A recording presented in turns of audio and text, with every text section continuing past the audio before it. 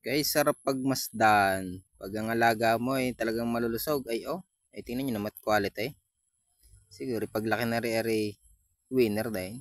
Ay rin ang batang ari, namimbitas pa ng atis. Ay dahon lang pala nilagay sa manok. Ay kalulusog naman, sarap pagmasdan na pag malulusog ang mga manok. Lalo't ari pang batang makulit na rin, magpapatok ka, ay nako, ay talaga namang quality. Ay naman. Ay, yeah, may ipot daw ang kanyang kinilas. Tinaktak muna. Baka nga naman matinaik. Ay, masakit-sakit din. Ayaw. Turo pa. Huli daw. Huli siya ng manok. Ay, sige, huli. At ating kakatayin. Titinulahin natin yan. Ayun nga. Sige, huli. O, ayan. Kalusog naman ng mga manok. Ay nga pala ay crosses na ng Rhode Island at saka Tagalog.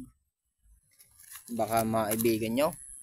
Ari aking pinarami dati. Aring Rhode Island na na cross na sa native. Gusto ko yung naglilimlim ang inahin Eh di ayan ito na lang yung natira. Pagkadami niyan dati talaga namang mahirap din sa patuka. Sobrang damay. Talagang masikaso din.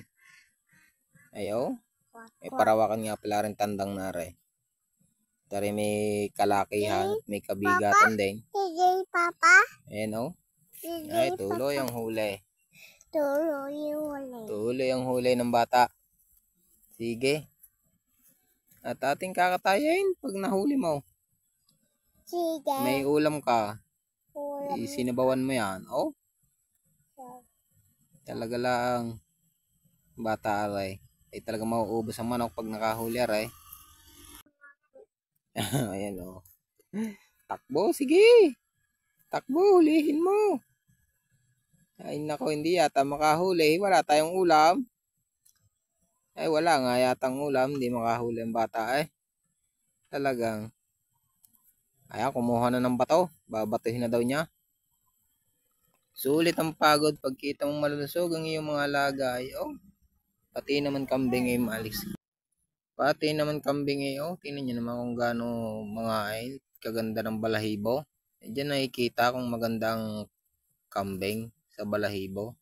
Pag makintab ang balahibo ng kambing, yan quality yan, mataba yan. Baga hindi napapabayanan.